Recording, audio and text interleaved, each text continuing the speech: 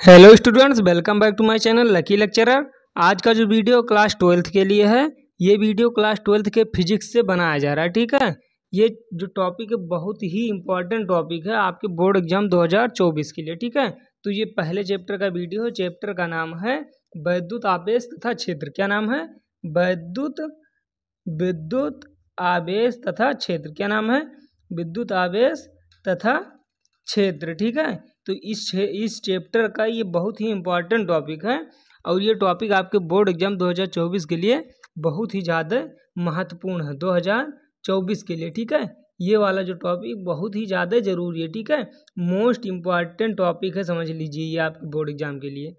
तो इस वीडियो में हम आज जानेंगे कि किसी बिंदु आवेश के कारण विद्युत क्षेत्र की तीव्रता को कैसे ज्ञात किया जाता है। ठीक है, अब क्या है कि किसी बिंदु आवेश के कारण विद्युत क्षेत्र की तीव्रता कैसे ज्ञात की जाती है। तो सबसे पहले हम देखते हैं कि विद्युत क्षेत्र की तीव्रता होती क्या है। ठीक है, तो विद्युत क्षेत्र की तीव्रता के बारे में हमने बताया है आपको। ठीक है, एक बार मैं आपको और बता दे रहा हूँ कि विद्युत क्षेत्र की तीव्रता किसे कहते हैं। ठीक है, तो विद्युत क्षेत्र की जो तीव्रता होती है उसमें क्या होता है, एक टेस्टिंग आवेश होता है। मतलब पहले मैं आपको समझा रहा हूँ कि कैसे विद्युत क्षेत्र की तीव्रता को विद्युत क्षेत्र की तीव्रता को कैसे परिभाषित किया जाता है। ठीक है, तो इसमें क्या होता है कि एक टेस्टिंग आवेश होता है। ठीक है, उस पर एक फोर्स अप्लाई होता है। ये मान लीजिए कोई टेस्टिंग आवेश है प्लस Q0 आवेश का। ठीक है, ये एक परीक्षण आवेश रहता है जिस पर हमको बल जो होता है, एक बल अप्लाई होता है या मान लीजिए कोई बल अप्लाई होता है।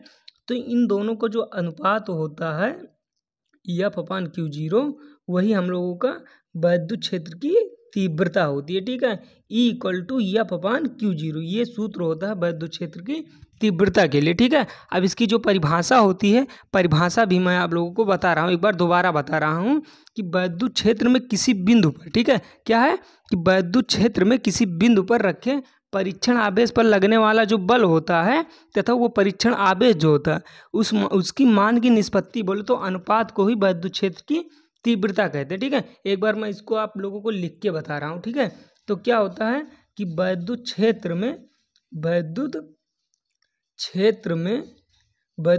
में रखे किसी बिंदु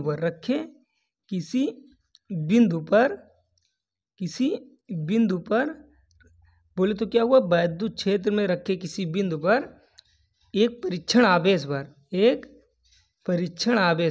अब ये परीक्षण आवेश जो होता है वो टेस्टिंग के लिए रखा जाता है। ठीक है, परीक्षण आवेश ये हमेशा धन आवेश रहता है। ठीक है, धन परीक्षण आवेश रहता है। ठीक है, धन परीक्षण आवेश रहता है। ठीक है, तो एक धन परीक्षण आवेश पर लगने वाले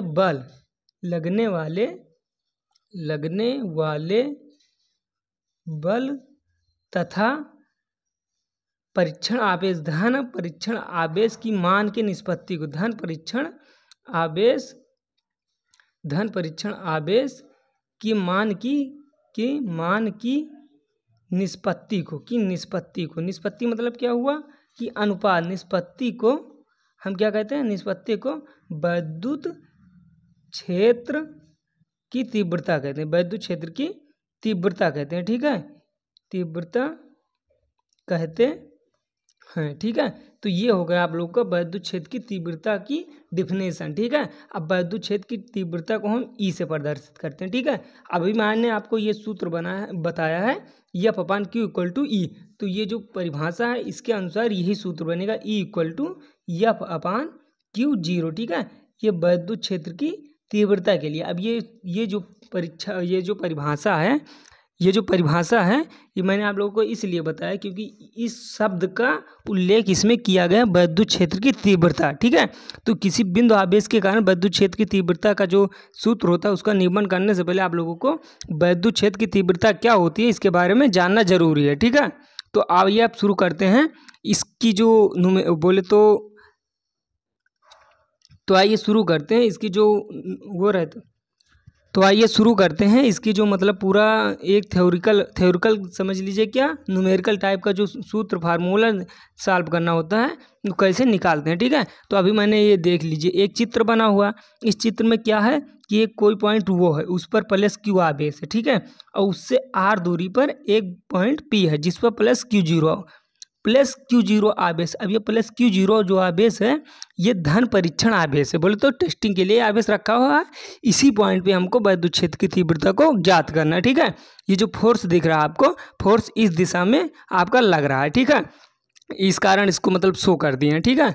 तो देखिए एक बिंदु है वो जिसका परावैद्युतांक, एक मतलब ये जो बिंदु आवेश वो है एक ऐसे परावैद्युतांक में है जिसका सॉरी एक बिंदु वो है जो एक ऐसे माध्यम में स्थित है जिसका परावैद्युतांक क्या है, ठीक है। और इस बिंदु पर प्लस Q आवेश मान लीजिए एक रखा हुआ, ठीक है, ऐसे लिखा हुआ है, माना कि कोई Q प्लस Q कूलाम का आवेश बिंदुओं पर एक ऐसे माध्यम में स्थित है जिसका परावैद्युतांक क्या है, ठीक है। अब ये इतना मैंने आपको इस टॉपिक में इतने में बताया, ठीक है। उसके बाद में हमने क्या बताया कि उससे r दूरी पर एक बिंदु P है जिस पर प्लस Q0 आवेश रखा हो।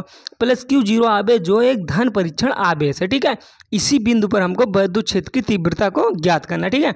अब देखिए आगे क्या लिखा हुआ है, आगे लिखा हुआ है प्लस Q0 द्वारा उत्पन्न, क्या लिखा हुआ, प्लस Q0 द्वारा, हाँ प्लस, देखिए आवेश प्लस Q जो सॉरी देखिए आगे क्या लिखा हुआ, प्लस आवेश प्लस Q द्वारा उत्पन्न वैद्युत क्षेत्र में बिंदुओं से r मीटर की दूरी पर एक बिंदु P है, जो कि मैंने आप लोगों को बताया कि वो से r मीटर की दूरी पर एक बिंदु P है जिस पर वैद्युत क्षेत्र की तीव्रता ज्ञात करनी है, ठीक है। ये पॉइंट भी हमने आपको पहले ही बताया कि इस P वाले पॉइंट पे हमको वैद्युत क्षेत्र की तीव्रता ज्ञात करनी है।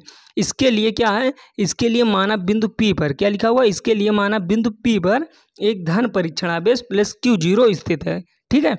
मतलब अगर हमको वैद्युत क्षेत्र की तीव्रता ज्ञात करनी है तो उस पर एक टेस्टिंग आवेश जो कि प्लस Q0 स्थित है, ठीक है। तो इसके मतलब आगे देखते हैं कैसे इसको सॉल्व होता है, मतलब कैसे इसको हम न्यूमेरिकल फॉर्म में लिखते हैं, ठीक है। तो लिखा हुआ कूलाम के नियम के अनुसार, कूलाम के नियम के अनुसार। अब कूलाम का नियम क्या है, कूलाम का नियम हमने आप लोगों को एक वीडियो में बताया, ठीक है, पूरा बहुत ही अच्छे ढंग से बताए हैं, बहुत ही इजीली तरीके से। आप लोग अगर वो वीडियो नहीं देखे हैं तो जाके देख लीजिए, अगर नहीं देखे हैं फिर भी मैं आपको एक शॉर्टकट में बता रहा हूँ कि कूलाम का नियम जो है वो क्या होता है, ठीक है। तो कूलाम का जो नियम है उसमें बताया गया है कि कोई दो आवेश होते हैं, मान लीजिए यहाँ से यहाँ तक की कोई दो आवेश है, ये मान लीजिए Q1 है, ये Q2 है, ठीक है। इनके बीच की जो दूरी है वो मान लीजिए R है, ठीक है। तो ये जो आवेश है इन पे जो लगने वाला बल F होता है, F जो आवेश लगता है, ये जो F जो फोर्स लगता है वो वैद्युत बल होता है, ठीक है, वो वैद्युत बल होता है, ठीक है। अब ये वैद्युत बल जो होता है वो दो टाइप का लग सकता है, किस किस टाइप का, एक आकर्षण बल, एक प्रतिकर्षण बल। एक आकर्षण बल लग सकता है, ठीक है। दूसरा जो है वो प्रतिकर्षण का बल भी लग सकता है, ठीक है, प्रतिकर्षण का बल लग सकता है, ठीक है। अच्छा अब आकर्षण बल कब लगेगा और प्रतिकर्षण का बल कब लगेगा, आकर्षण बल तब लगेगा जब ये दोनों आवेश समान परंतु विपरीत प्रकार के आवेश होंगे, ठीक है। समान हो चाहे ना हो लेकिन विपरीत प्रकार के आवेश हो तभी इन पे आकर्षण का बल लगेगा। और प्रतिकर्षण का बल कब लगेगा, जब ये पूर्णतः समान हो, विपरीत भी ना हो, समान हो, तब इनमें प्रतिकर्षण का बल लगेगा, ठीक है।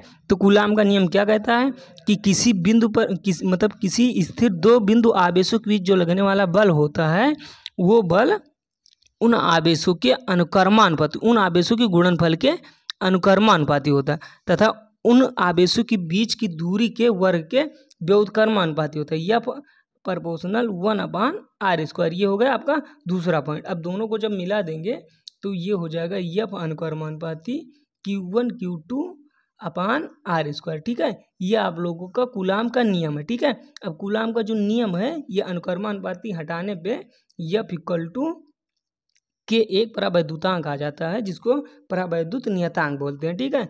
Q1 Q2 अपान r², ठीक है। अब के का वैल्यू जो है वो हम लोगों ने प्रयोगों द्वारा अब जो के का वैल्यू है वो साइंटिस्टों ने प्रयोगों द्वारा ज्ञात किया है कि के का जो वैल्यू होता है वो 9 × 10 के पावर 9।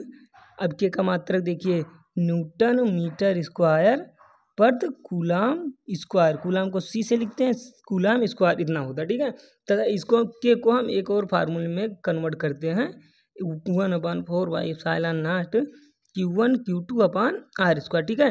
तो यहाँ ये इतना नहीं रहेगा, इतना ही रहेगा केवल, ठीक है, इतना ही रहेगा। तब जो हम लोगों का फोर्स आएगा कूलाम के नियम के अनुसार तो हो जाएगा 1/4πε0 Q1 Q2 अपान आर स्क्वायर। ये आ गया हम लोगों का कूलाम के नियम के अनुसार जो फार्मूला तैयार होता है वो आ गया। ठीक है, तो इसमें वही बताया गया है कूलाम के नियम के अनुसार धन परीक्षण आवेश पर लगने वाला वैद्युत बल का मान। अब देखिए एक दो आवेश हो गए इस चित्र में ना, देखिए एक हो गया प्लस क्यू आवेश, एक हो गया प्लस क्यू जीरो आवेश। ठीक है, इनके बीच आर जो है दूरी है। ठीक है, अब इनके बीच जो लगने वाला वैद्युत बल यफ है, तो ये टोटल कूलाम के नियम के अनुसार बन गया है एक चित्र के रूप में। ठीक है, तो वही यहाँ डायरेक्टली लिख दिए हैं कि कूलाम का नियम के अनुसार धन परीक्षण आवेश प्लस क्यू जीरो पर लगने वाले वैद्युत बल का मान F इक्वल टू 1/4πε0 के यहाँ क्यों लिख दिए के परावैद्युतांक, मतलब ये जो प्लस क्यू आवेश है एक ऐसे माध्यम में स्थित जो कि जिसका परावैद्युतांक के है, इस कारण यहाँ पे के लिख दिया। ठीक है, उसके बाद में Q zero upon R square Newton. Newton क्यों लिख दिया, क्योंकि जो बल का मान होता है वो बल का मात्रक जो होता है वो न्यूटन होता है। ठीक है, इस कारण यहाँ पे न्यूटन लिख दिया। ठीक है, अब देखिए अतः बिंदु P पर वैद्युत क्षेत्र की तीव्रता। अब देखिए चूंकि यह बराबर इतना लिख दिए हैं, तो अब यहाँ बिंदु P पे जो तीव्रता ज्ञात कर रहे हैं, तीव्रता के लिए जो सूत्र लगाएंगे। अब देखिए हम लोग जानते हैं कि जो तीव्रता होती है वैद्युत क्षेत्र की तीव्रता होती है वो E equal to F upon Q zero होती है। और चूंकि देखिए यहाँ बिंदु P पर जो तीव्रता होगी वो E बराबर F अपान क्यू जीरो ही होगी। क्यों, क्योंकि ये प्लस क्यू परीक्षण आवेश जो है प्लस क्यू जीरो ही है, और चूंकि जो विद्युत फोर्स अप्लाई हो रहा है वो F ही अप्लाई हो रहा है। ठीक है, अब देखिए जो F जो यहाँ पे आया है ये वाले F का वैल्यू यहाँ पे उठा के रख, देखिए इस वाले F का वैल्यू जो यहाँ कूलाम के नियम के अनुसार आया है, इस वाले F का वैल्यू उठा के इस फार्मूले में अगर रख देंगे तो E इक्वल टू हो जाएगा 1/4πε0 के क्यू जीरो। अब क्यू जीरो क्यों हुआ, क्योंकि यहाँ F बराबर क्यू जीरो लगा हुआ अपान आर स्क्वायर। ठीक है, तो अपान आर स्क्वायर। ठीक है, इंटू, अब इंटू लगा, इंटू यहाँ लगा दें। इंटू क्यों लगाएं, क्योंकि यहाँ ये अपान क्यू जीरो, तो 1/Q0 अभी यहाँ मल्टीप्लाई होंगे। ठीक है,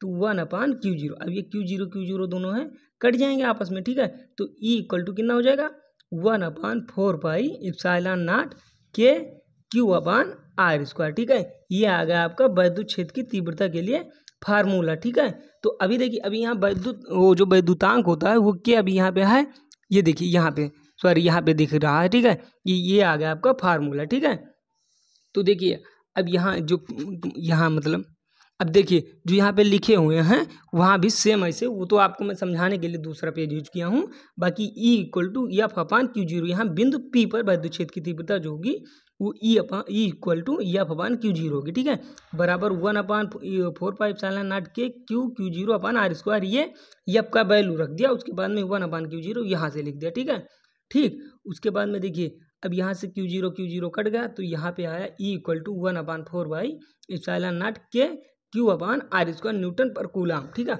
ओ सॉरी न्यूटन बटे कूलाम। न्यूटन बटे कूलाम क्या है, वैद्युत क्षेत्र की तीव्रता का मात्रक है। ठीक है, अब देखिए आगे लिखा हो निर्वात अथवा वायु के लिए के बराबर अगर 1 कर दिया जाए तब कौन सा फार्मूला बनेगा, तब हम लोगों को बनेगा E equal to 1/4πε0 Q upon R square newton बटे कूलाम। ठीक है, तो ये जो फार्मूला आया है ये हम लोगों का मेन फार्मूला है। अब यही बहुत ज़्यादा इम्पॉर्टेंट है आपके न्यूमेरिकल्स के लिए भी।